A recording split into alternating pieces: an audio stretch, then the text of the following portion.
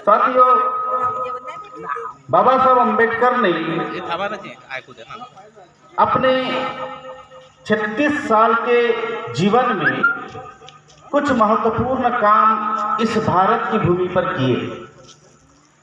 अलग अलग कामों को हम जानते हैं कि वहां का सत्याग्रह है, कालाराम मंदिर का सत्याग्रह है, भारत का संविधान लिखने का काम है। ब्रिटिश गवर्नमेंट में जब वो मंत्री हुआ करते थे तब उनके पास चार मंत्रालय उनके पास थे, तो अलग अलग उन्होंने लेबर रिफॉर्म, मजदूरों के लिए कानून अलग अलग प्रकार के किए। उसके बाद अगर देखा जाए तो पॉलिटिकल लेवल पर अगर देखें तो बाबा साहब अम्बेडकर ने 1937 में इंडिपेंडेंट लेबर पार्टी, 1942 में शेड्यूल कास्ट फेडरेशन और 1956 में उनका प्लान था कि उस शेड्यूल कास्ट फेडरेशन को रिपब्लिकन पार्टी ऑफ इंडिया में कन्वर्ट करना, लेकिन वो उनके पहले उनका महापरिनिर्वाण हो गया। और उसके बाद अगर हम देखें तो 14 अक्टूबर 1956 को नागपुर की दीक्षा भूमि पर बौद्ध धम्म की दीक्षा लेना। ये जो अलग अलग बाबा साहब अम्बेडकर ने अपने संपूर्ण जीवन में जो काम किए हैं, उसमें अगर ये मुझे पूछा जाए कि इसमें सबसे महान काम, क्योंकि हर काम की अपनी एक खासियत है और किसी भी काम को हम ये नहीं बोल सकते कि उससे अच्छा है या उससे बुरा है, लेकिन अगर हम तुलना करें तो मैं ऐसे मानता हूं कि बाबा साहब अम्बेडकर के द्वारा भारत के लोगों को बौद्ध धर्म की दीक्षा देना ये बहुत ही महान और सबसे अच्छा काम था। और इसीलिए काम था क्योंकि मनुष्य का विकास, मानव का विकास ये किस वजह से होता है, उसकी चीज के ऊपर, उस मूलभूत तत्व के ऊपर हमें खोजने की जरूरत है, उसके ऊपर विचार करने की जरूरत है।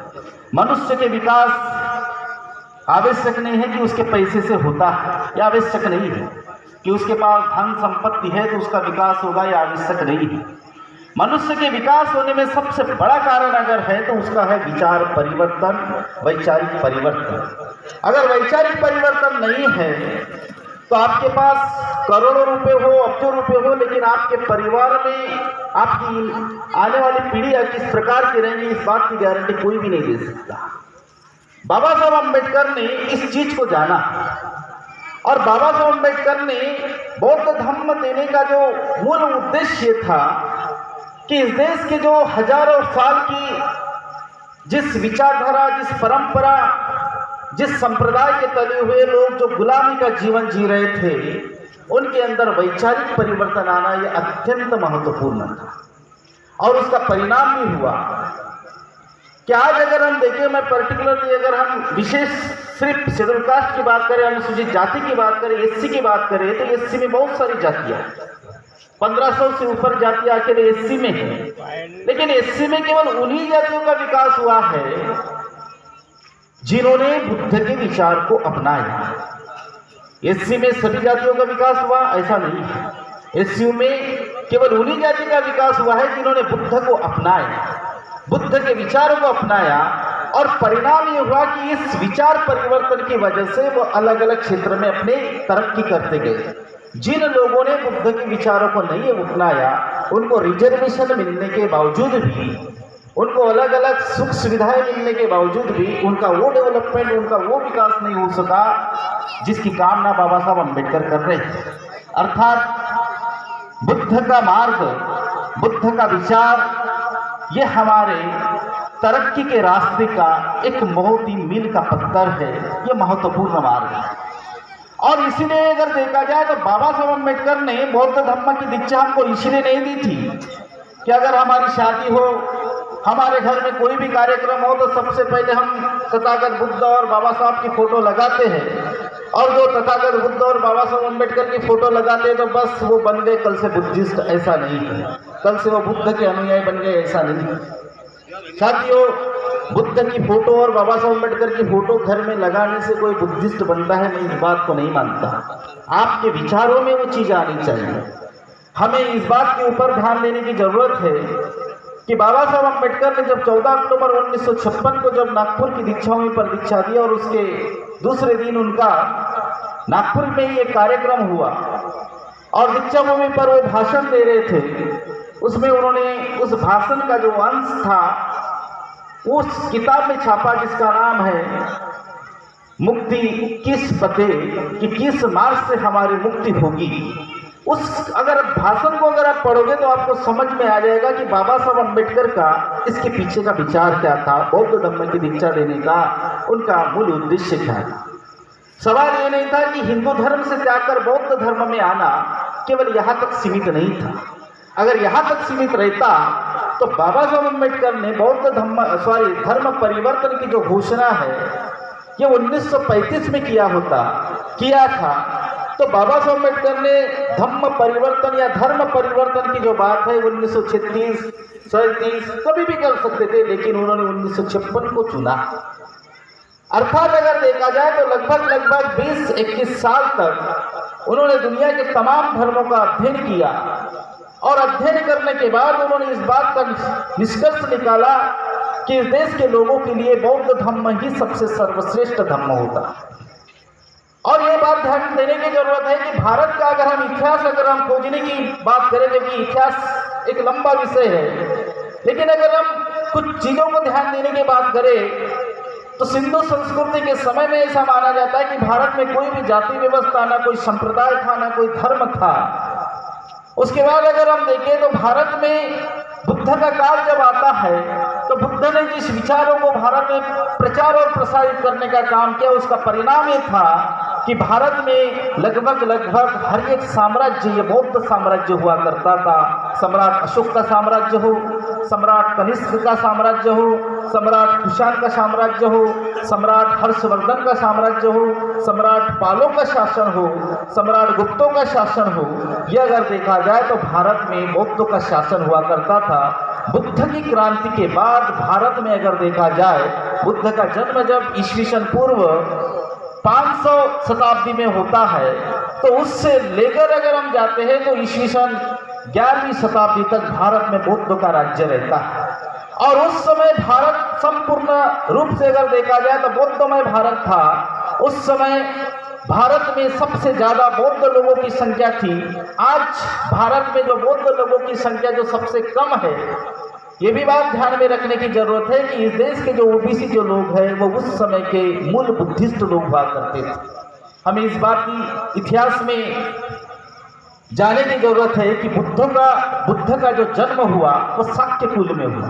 बुद्ध को हम अलग अलग नाम देते हैं। बुद्ध के सामने शब्द लगाया जाता है तथागत। कभी हमने सोचा कि तथागत का अर्थ क्या होता है? तथागत का अर्थ होता है कि जिसने तथ्य को लाया, जिसने फैक्ट्स को लाया। तथ्य का अर्थ होता है सत्य।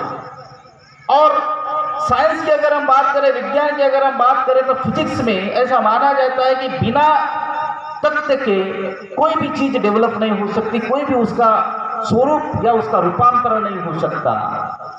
बुद्ध ने सबसे पहले तथ्य लाया और इसलिए दुनिया में जिसने तथ्य लाया, जिसने वास्तविकता को लाया, जिसने फैक्ट्स को लाया, उसको बोला गया तथागत। बुद्ध को महाकारुणिक भी बोला जाता है। महाकारुणिक का अर्थ होता है कि जिसके अंदर करुणा इतनी भयंकर है कि वो अपने दुश्मन के प्रति भी वो दयालु हो जाता है।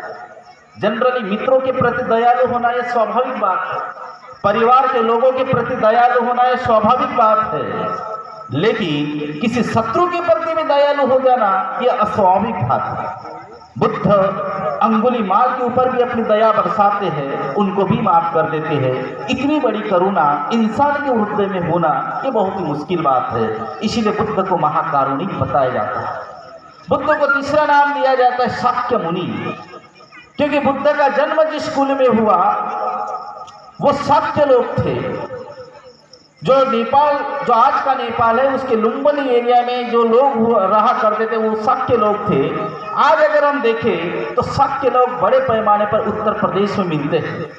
विशेषतः अगर हम देखें तो उत्तर प्रदेश का एक जिला है मैनपुरी, जहाँ से कभी मुलायम सिंह यादव लगभग 6 बार वहाँ से सांसद चुनकर गए।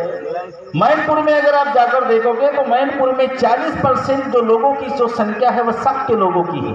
और अगर आप उत्तर प्रदेश की जो ओबीसी की लिस्ट है, अभी भी जो वर्तमान की जो लिस्ट है, उस ओबीसी की लिस्ट को अगर आप निकाल के देखो तो जो शाक्य लोग हो जो शाक्य लोग हैं वह शाक्य लोग ओबीसी की लिस्ट में आते हैं। आज जो शाक्य जिस कुल में बुद्ध का जन्म हुआ वो कुल ओबीसी की लिस्ट में है। और यही नहीं बल्कि बुद्ध का धम्म का प्रचार जो पूरे विश्व में करने का सबसे महान कार्य किया वो राजा, वो मौर्य सम्राट अशोक, अगर देखा जाए जैसा माना जाता है कि भारत के इतिहास में केवल 2 राजाओं के सामने महान की उपाधि दी जाती है, एक सम्राट अकबर और एक सम्राट अशोक। लेकिन कई इतिहासकार ऐसा मानते हैं कि सम्राट अशोक के पीछे अगर देखा जाए तो सारे सम्राट भारत की नहीं बल्कि पूरी दुनिया के सम्राट फीके पड़ जाते हैं, क्योंकि एक इतिहासकार ऐसा मानता है कि भौतिक वैभव की अपेक्षा महानता की मूर्ति अधिक चिरस्थायी होती है। अशोक ने वो कार्य करके भारत में गया कि भारत के इतिहास से उनका नाम मिटाना बड़ा मुश्किल हो गया, और केवल अशोक का इतिहास भारत ही नहीं बल्कि पूरे विश्व के लिए सबसे महान माना जाता है। सम्राट अशोक का जिस कुल में जन्म हुआ वो मौर्य कुल था। सम्राट अशोक के पिताजी, सम्राट अशोक के दादाजी जिन्होंने मौर्य साम्राज्य की रचना की, चंद्रगुप्त मौर्य, ये सारे के सारे अगर मौर्य अगर देखा जाए तो चंद्रगुप्त मौर्य से लेकर बृहद्रथ तक ये सारे मौर्य के वंशज जो थे ये ओबीसी के वंशज थे। आज केशव प्रसाद मौर्य उत्तर प्रदेश का डिप्टी चीफ मिनिस्टर है, सब लोग जानते होंगे। कौन है केशव प्रसाद मौर्य? ओबीसी। बीएसपी के मायावती के सरकार में कैबिनेट मिनिस्टर हुआ करते थे स्वामी प्रसाद मौर्य, अभी भी है। कौन है मौर्य? वो भी ओबीसी है।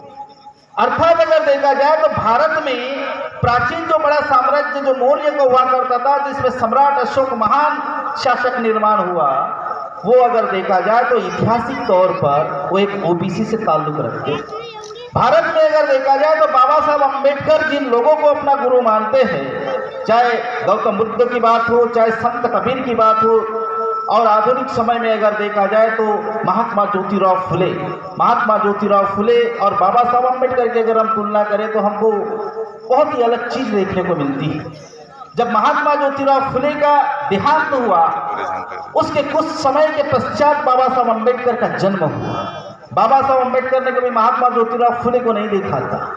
महात्मा ज्योतिराव फुले बाबा साहब अम्बेडकर के कोई रिलेटिव नहीं थे, ना उनके जाति के थे। महात्मा ज्योतिराव फुले माली कास्ट के, और बाबा साहब अम्बेडकर को तो आपको पता ही है। बाबा साहब अम्बेडकर और महात्मा ज्योतिराव फुले की अगर हम एजुकेशन की अगर हम तुलना करें तो महात्मा ज्योतिराव फुले केवल 7वीं पढ़े लिखे आदमी, और बाबा साहब अम्बेडकर के एजुकेशन की बात बताना ही उसका मतलब कोई अर्थ नहीं है। आप सब जानते हैं एक हिमालय पर्वत था एजुकेशन के मामले में, तो ये एक हत्ती-लोई की पहाड़ी था। लेकिन हत्ती-लोई की पहाड़ी हिमालय पर्वत के सामने जाए या हिमालय पर्वत हत्ती-लोई पहाड़ी के सामने आए, ये बहुत ही महत्वपूर्ण प्रश्न है। हिमालय पर्वत अगर हत्ती-लोई पहाड़ी के सामने झुक जाए तो ये उसके कर्म की वजह से। महात्मा ज्योतिराव फुले ज़्यादा पढ़े लिखे नहीं थे, लेकिन उनमें तर्क करने की अद्भुत क्षमता थी।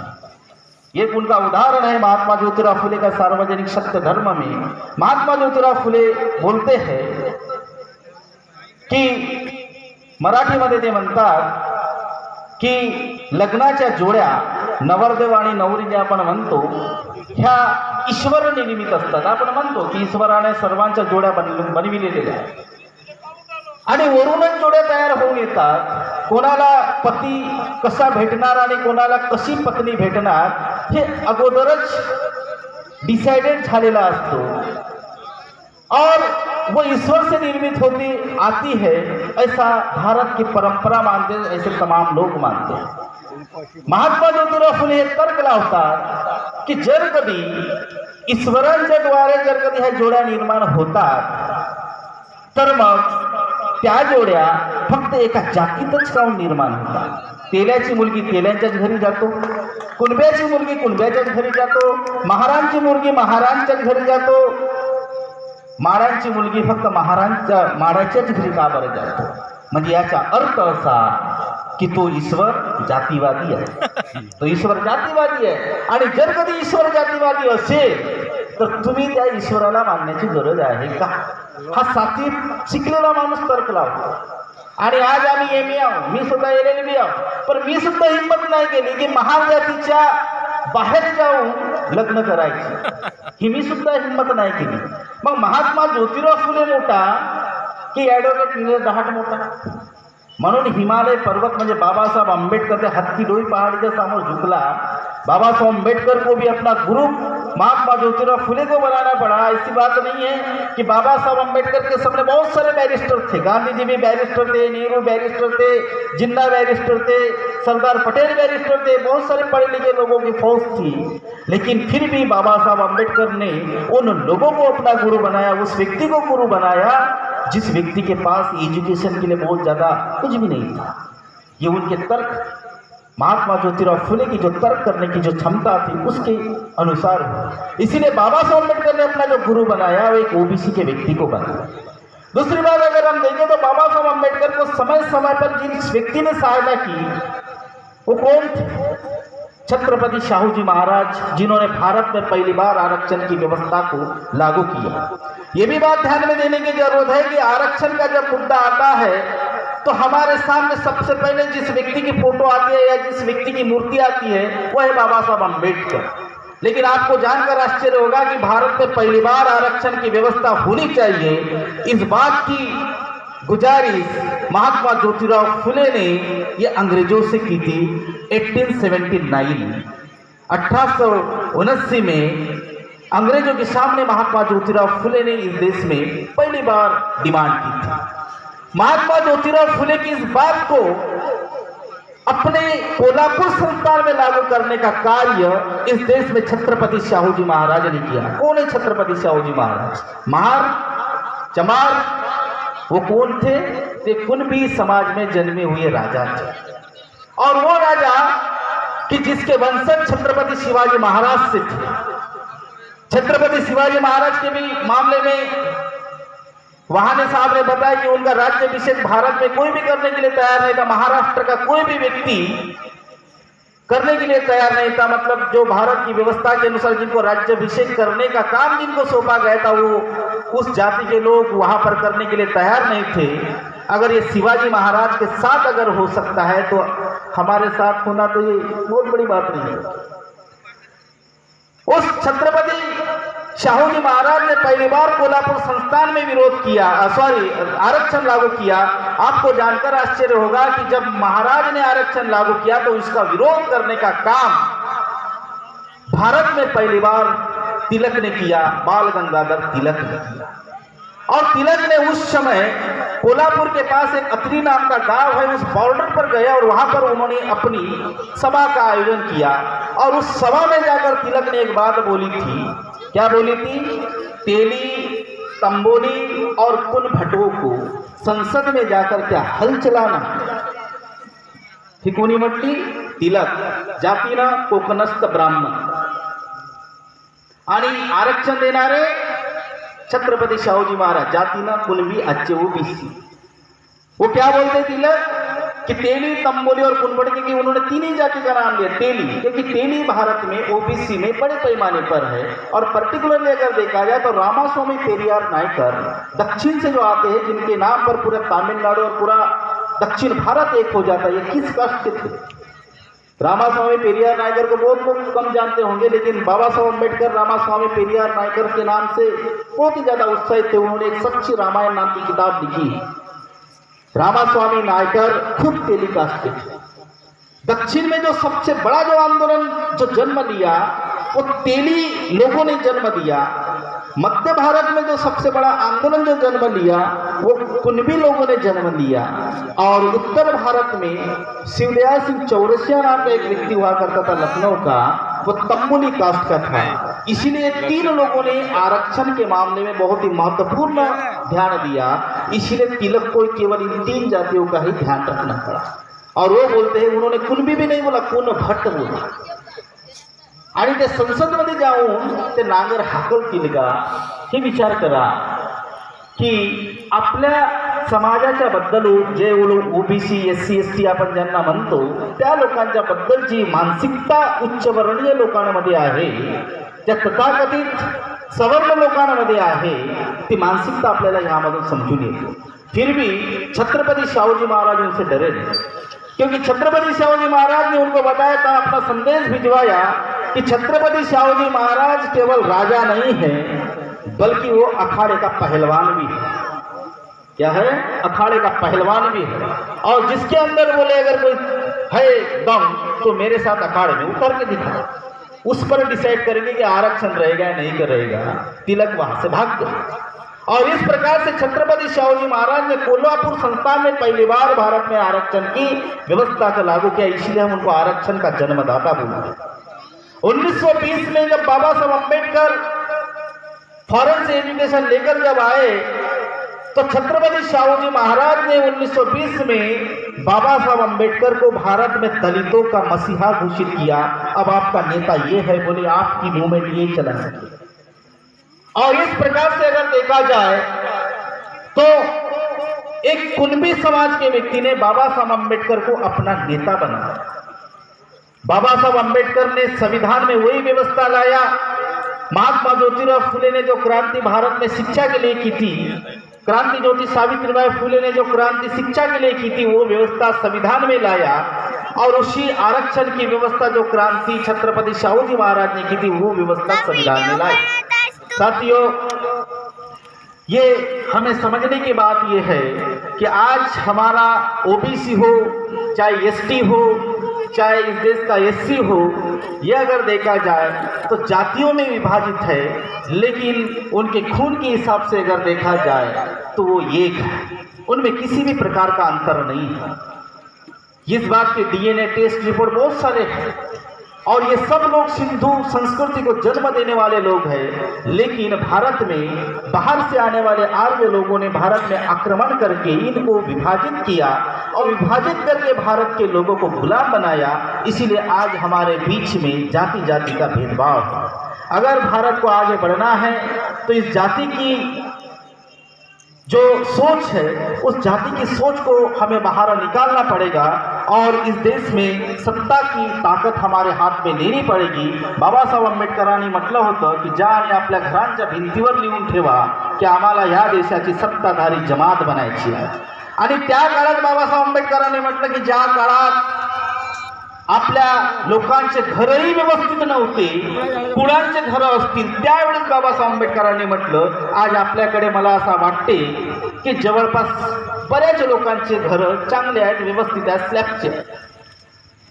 आणि मग आपल्याला सत्ताधारी जमात बनायची आहे। म्हणजे सत्ताधारी जमात बनने का अर्थ क्या है, ये भी हमें ध्यान देने की जरूरत है। बहुत सारे लोगों को ऐसा लगता है कि हमारे लोग खासदार बन गए, आमदार बन गए, मंत्री बन गए तो बस हमारे हाथ में आ गई सत्ता। ऐसा होता है? ऐसा नहीं होता। पॉलिटिकल साइंस में एक थ्योरी है रूलिंग क्लास। राजनीति विज्ञान में हम पढ़ाते हैं कि रूलिंग क्लास कौन होता है, सत्ता चलाने वाले लोग कौन होते हैं। मैं आपको एक उदाहरण देता हूँ। महाराष्ट्र में मराठा आरक्षण का बहुत बड़ा मुद्दा है। महाराष्ट्र के जितने मुख्यमंत्री हुए उसमें से लगभग 73% मुख्यमंत्री अकेले मराठा समाज के थे, अकेले मराठा समाज के। महाराष्ट्र में सबसे ज्यादा मंत्री मराठा, महाराष्ट्र में सबसे ज्यादा सांसद विधायक मराठा, महाराष्ट्र में सबसे ज्यादा साकर उत्पादन के ऊपर कंट्रोल करने वाले मराठा लोग, और महाराष्ट्र की कोऑपरेटिव मूवमेंट के ऊपर, सहकारी क्षेत्र के ऊपर दबदबा रखने वाले भी मराठा। महाराष्ट्र की विधानसभा ने मराठा आरक्षण का बिल पारित किया और उस बिल को विरोध करने वाला भी महाराष्ट्र के विधानसभा में कोई भी विधायक नहीं था। 288 मेंबरों ने एक समर्थन से बिल को पारित किया। बिल पारित हुआ, लेकिन एक वकील था गुणरत्न सदावर्ती, आप नाम जानते हैं। वो बोलता है, चैलेंज करता है कि मैं भी देखता हूं, बोले कि आपका कानून कैसे लागू होता है। उसने सुप्रीम कोर्ट में चैलेंज किया, मामला सुप्रीम कोर्ट गया और सुप्रीम कोर्ट के 2 जजों ने 288 लोगों के ऊपर पानी फेर दिया। 2 जजों ने बोला कि मराठा आरक्षण लागू नहीं होगा। अब सोचो कि आपला आमदार मोठा की तो सुप्रीम कोर्टचा जज मोठा। म्हणजे 288 आमदार जे नरेंद्र भोंडेकर सारखे आहे, ज्यांना निवडून देणारे लाखो लोक आहे, ते 2 लोक जज या 288 वर भारी पडले। मग जे आपण म्हणतो की महाराष्ट्रामध्ये मराठा खूप मोठी शक्ती आहे, त्या शक्तीचा काय अर्थ आहे? ये ध्यान में रखना कि रूलिंग क्लास के बारे में हमको समझना है। जैसे उदाहरण के लिए अगर हम देखें तो भारत के संविधान में राष्ट्रपति को जो अधिकार दिया गया है वो अधिकार ऐसा माना जाता है कि उनको अधिकार केवल और केवल रबर स्टैम्प की तरह है। राष्ट्रपति क्या भाषण देगा उसको भी अपने खुद भाषण बनाने की परमिशन नहीं है। मला तरी तुमच्या समोर येऊन मला स्वतःचं भाषण देण्याची मी हे करत आहे, पण राष्ट्रपती कोणतं भाषण देणार तो सुद्धा भाषण कॅबिनेट सचिव बनवतो आणि त्या कॅबिनेट सचिवचा बनलेला भाषण कॅबिनेट मीटिंगमध्ये पारित केलं जातं, म्हणजे त्यांना स्वतःचे बोलण्याचा अधिकारही नाही। आणि मग समजा जर कधी आपल्या देशातील लोक जे ओबीसी एससी एसटी खासदार आमदार बनले तर खूप मोठा असा क्रांती होणार असं तुम्हाला वाटते का? आजही भारतीय संसदेमध्ये शेड्यूल्ड कास्ट आणि शेड्यूल्ड ट्राईबचे 129 खासदार आहेत। किती? 129 खासदार। आणि ओबीसीचे जवळपास 335 खासदार आहेत। मग ओबीसीचे 335 खासदार आहेत, शेड्यूल्ड कास्टचे 129 खासदार आहेत, तरी ह्या दोघे मिळून यांनी कोणता मोठा असा काम केला असेल? ओबीसीची जनगणना होण्याकरता यांच्यामध्ये दम आहे का कि करून दाखवा म्हणा जनगणना? भारत में पहली बार ओबीसी की जनगणना कब हुई थी? 1931 में अंग्रेज थे, अंग्रेजों ने 1931 में ओबीसी की जनगणना की। भारत में सबकी जनगणना हो रही है, एससी एसटी की भी जनगणना होती है, गधों की भी जनगणना होती है। भारत में कितनी बकरियां है, कितनी भैंस है, कितने बैल है, किसके घर में कितनी खेती है, सबकी जनगणना हो रही है, लेकिन ओबीसी की जनगणना होना बड़ा भारी काम दिख रहा है। क्या उनको डर है? 1931 में जब अंग्रेजों को डर नहीं लगा, 1941 में जनगणना नहीं हो सकी क्योंकि उस समय सेकंड वर्ल्ड वार चालू था। 1951 में हमारे चाचा पंतप्रधान थे, समझ गए होंगे, कश्मीरी ब्राह्मण, जनगणना नहीं हुई। 1961 में हमारे प्रधानमंत्री खुद चाचा ही थे, कश्मीरी ब्राह्मण, जनगणना नहीं हुई। 1971 में हमारी प्रियदर्शी पंतप्रधान थी, चाचा की बेटी, कश्मीरी ब्राह्मण, जनगणना नहीं हुई। 1981 पंतप्रधान राजीव गांधी, इंदिरा गांधी, जनगणना नहीं हुई। 1991 पंतप्रधान पीवी नरसिम्हा राव, दक्षिण भारत के ब्राह्मण, जनगणना नहीं हुई। 2001 अटल बिहारी वाजपेयी, बिहारी ब्राह्मण, जनगणना नहीं हुई। 2011 पंतप्रधान मनमोहन सिंह, बायकास्ट खत्री, धर्म सिख, जन्म पंजाब, जनगणना करने का मुद्दा संसद में उठाया। संसद में उठाने वाले लोग कौन थे? बहुजन समाज पार्टी, समाजवादी पार्टी, राष्ट्रीय Janata Dal, Janata Dal United, DMK, AIADMK, सारे के सारे जो जनगणना के लिए जो संसद में जहां पर जनगणना होनी चाहिए इस बात का आग्रह करने वाले वो लोग थे जो भारत में एससी और ओबीसी और एसटी की बात करते हैं। लालू प्रसाद यादव, मुलायम सिंह यादव, शरद यादव, मायावती, करुणानिधि, इन लोगों ने इस बात को उठाया, प्रेशर बना कि जनगणना होनी चाहिए। और महाराष्ट्र से जो बीजेपी के जो सबसे बड़ा जो चेहरा हुआ करते थे गोपीनाथ मुंडे, मामला उठा, सरकार के ऊपर प्रेशर बना, तब सरकार ने एक कमेटी बनाई। कमेटी का अध्यक्ष बनाया प्रणब मुखर्जी को, जाट ब्राह्मण, बंगाली ब्राह्मण। 2011 में उस कमेटी ने रिपोर्ट दिया कि हम जनगणना जाति आधारित जनगणना नहीं करेंगे, है ना। एक बंगाली ब्राह्मण क्या बोल रहा है कि हम जाति आधारित जनगणना नहीं करेंगे, और इस प्रकार से 2011 की भी जनगणना नहीं हो सकी। 2021 में जनगणना का मुद्दा फिर से आया। अब अगर हम देखें तो वर्तमान के प्रधानमंत्री हमारे ओबीसी है ऐसा मानते हैं, और भारत में आज के तारीख में अगर देखा जाए तो हमारे कैबिनेट में जो हमारे मंत्रिपरिषद है मोदी जी के नेतृत्व में 29 मंत्री इस देश में ओबीसी के, 29 मंत्री, और इन 29 मंत्रियों में किसी के अंदर भी इतनी हिम्मत नहीं है कि वो जनगणना का मुद्दा उठा। अब उन्होंने जैसे ही अगर देखा जाए कश्मीर में आतंकवादी हमला हुआ और आतंकवादी हमला होने के बाद जब भारत में केंद्र सरकार के ऊपर कई सारे आरोप प्रत्यारोप लागू चालू हो गए, उसके बाद उन्होंने ओबीसी की जनगणना हम करेंगे ऐसा मुद्दा छेड़ा, लेकिन अभी तक भारत सरकार ने नोटिफिकेशन नहीं निकाला। जनरली जनगणना होती है 10 साल के बाद, हमारी जो जनगणना है वो 10 साल के बाद होती है। हम इसको डिकेडल सेंसस के नाम से जानते, 10 की जनगणना। हमारी जनगणना 1921 में होनी चाहिए थी, लेकिन नहीं हो सकी, क्योंकि उस समय कारण था सबसे बड़ा, वो था कोविड-19 का, कोरोना का। लेकिन कोरोना तो अभी चला गया। आज भी जनगणना भारत सरकार कर सकती है, अनाउंसमेंट हुआ, लेकिन नोटिफिकेशन अभी भी जनगणना के जो अधिकार है उन्होंने नहीं निकाला। इसका अर्थ ये है कि हमारी ओबीसी की इतनी बड़ी संख्या रहने के बावजूद, इतने ज़्यादा सांसद, इतने ज़्यादा मंत्री, खुद प्रधानमंत्री भी ओबीसी का है ऐसा मानते हैं, फिर भी जनगणना नहीं हो रही है। तो इसका मतलब क्या है कि ओबीसी इस देश का रूलिंग क्लास नहीं है, इस देश का सत्ता चलाने वाला फैक्टर नहीं है। 2011 में जब जनगणना हुई थी, तो जो जनगणना के जो आयुक्त थे वो जब चेन्नई के एयरपोर्ट पर पहुंचे, जनगणना के करने के मुद्दे पर जो चेन्नई एयरपोर्ट पर पहुंचे, तो उनको पत्रकारों ने पूछा कि भारत में जो थर्ड जेंडर है, जिसको हम बोलते LGBT कम्युनिटी है ना, तृतीय पंथी ज्यांना आपण म्हणतो, यांची जनगणना 2011 मध्ये होणार आहे का, असं पत्रकारांनी त्यांना विचारलं। त्यावर त्या जनगणना आयुक्तांनी असा उत्तर दिला की हो, त्यांची जनगणना होणार आहे। मग दुसरा प्रश्न पत्रकारांनी विचारला की ओबीसीची जनगणना होणार आहे का, तर त्यांनी म्हटलं की ओबीसीची जनगणना नाही होणार। म्हणजे तृतीय पंथांची जनगणना करण्यास तयार आहे, परंतु ओबीसीची जनगणना करण्याकरिता ते तयार नाही आहे। याच्यावरून हे समजा की आपण रूलिंग क्लास आहो की नाही आहो, फक्त खासदार, आमदार आणि मंत्री बनले म्हणजे आपण खूप मोठा पराक्रम गाजवला ऐसा नहीं है। बाबा साहब अम्बेडकर बोलते हैं कि पावर और पोजीशन में फर्क होता है। पावर मिलना अलग बात है, पोजीशन मिलना अलग बात है। हमारे लोगों को पोजीशन मिलती है, पावर नहीं मिलता।